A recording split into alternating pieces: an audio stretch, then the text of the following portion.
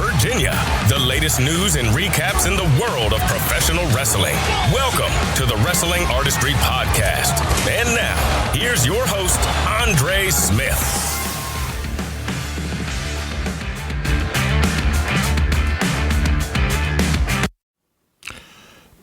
It's been a long time, and I apologize for that. Anyway, I know I am real late into this, but Happy New Year, y'all. Welcome to 2022. I am your host, Andre Smith, and welcome to episode 16 of the Wrestling Artistry Podcast. I admit this is probably going to be a slightly abbreviated version because I've been trying to do things behind the scenes and things haven't quite panned out yet, but hopefully that will be changing soon. Anyway, today I am going to be reviewing this past Friday's episode of Rampage. So, anyway, this episode of Rampage came from the PNC Arena in Raleigh, North Carolina. Our first event of the night was Adam Cole versus Trent Beretta. Cole tries for a pump kick, but Trent moves out of the way, getting the advantage with punches and kicks. As Trent was outside on the apron, Cole yanks his leg, making Trent's back hit the edge of the apron, which, of course, every wrestling fans know is the hardest part of the ring. Cole works on the neck of Trent Beretta throughout the next few minutes. Cole tries for the Panama Sunrise outside the ring, but Trent counters with a backdrop. As he charges after Cole, Cole moves out of the way, and Trent crashes to the barricade. Trent hits a swinging DDT for a 2 count. Trent hits an avalanche brainbuster for a near fall. Cole comes back with a backstabber. Then Cole hits a brainbuster on the knee for a 2 count. Trent hits a power driver onto the ring apron. Then Cole hits a Canadian Destroyer for a very near fall.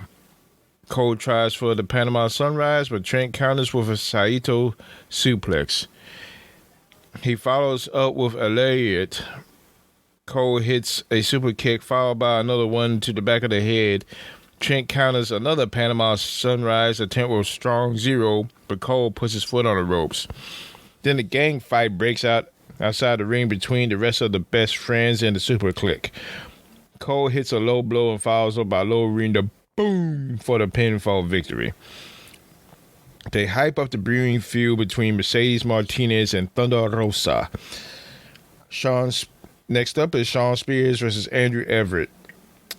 As Everett tries for a top rope maneuver, Spears catches him and hits a C4 for the win. This match didn't last long at all. The bell rang and, well, yeah. Anyway, the Acclaim puts out a diss track to Sting and Darby Allin. This is alright. A little entertaining. But it was creative. I had to give that to him. Chris Statlander, Red Velvet, and Layla Hurst versus The Bunny, Penelope Ford, and Nyla Rose for the next match. As Chris is in the ring, Hurst tags herself in, furthering showing the rift between the two. After Hurst was getting punished by Rose, Chris tagged in to the chagrin of Layla. At one point, Chris tried to tag Hurst, but Hurst just stared at Statlander, so Red tagged in instead. As Chris was getting ready to execute another move, Hurst tagged in, which caused an argument between her and Chris. This caused the Bunny to shove Hurst into Chris. The Bunny then got the win when she pinned Hurst. The FTW champion Ricky Starks is on commentary complaining about Jay Lethal sticking his nose in Team Taz's business. Then Lethal comes out to challenge Starks for the FTW title. Our main event of the evening is for the AEW World Tag Team Championship. Dark Order's John Silver and Alex Reynolds versus the champions Jurassic Express in the Jurassic Express's first title defense. Outside the ring, Silver had Jungle Boy in the suplex position, while Reynolds did a dive onto Jungle Boy, which looked like it sucked for Jungle Boy. Luchasaurus had Reynolds in one hand, and then he chokeslammed Silver onto Reynolds with the other hand. There was an awesome Tower of Doom spot in which Luchasaurus powerbombed Silver, who German suplexed Jungle Boy, who in turn superplexed Reynolds. This all happened in one continuous motion. Pretty cool thing to watch.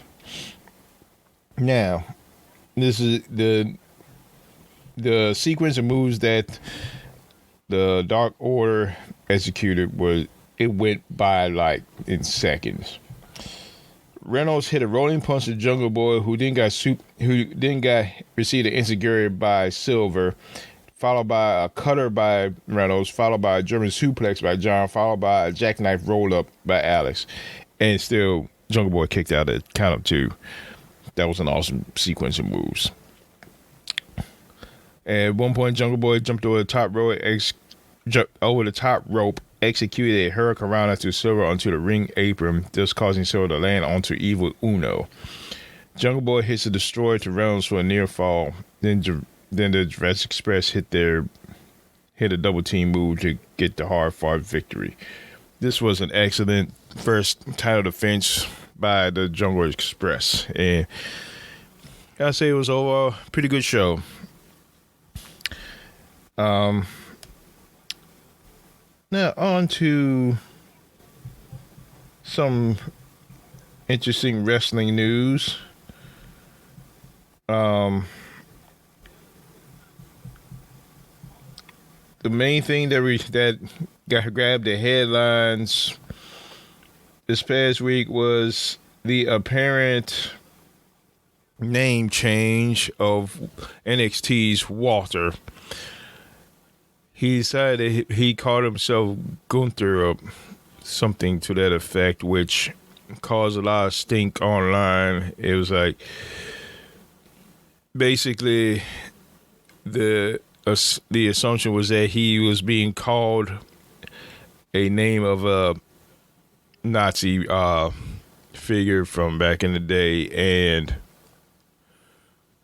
yes, that in itself is controversial.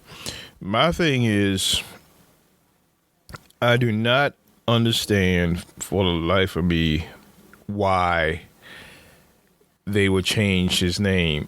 I mean, he finally decides to come to the main roster or NXT in the States after having a tremendous run in the UK, and they're going to change his name. I'm like,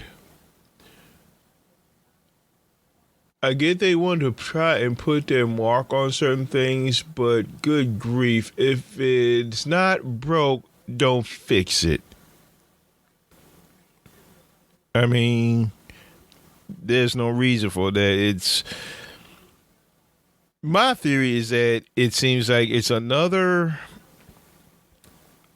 slap in the face of Triple H. I think that Vince and company just wants to make everything in their own image, and it is baffling to me, but just my opinion. In relation to that, though they apparently tried to file a trademark for the name Gunther Stark, but they actually went ahead and just abandoned it because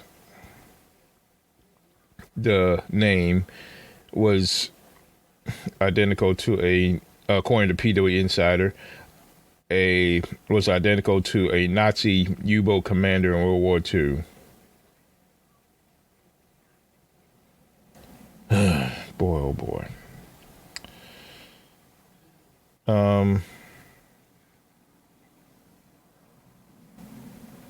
Let's see. There was one other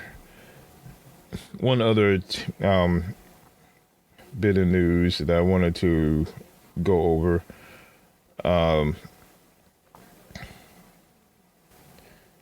This week was also the anniversary of the passing of Bobo Brazil, who was definitely a trailblazer in the world of wrestling. Particularly, he helped break down racial barriers, becoming one of the greatest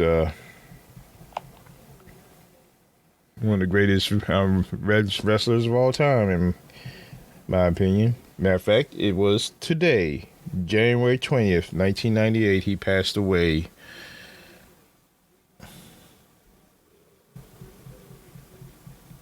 Passed away at the age of 73. Rest in peace, Bobo Brazil.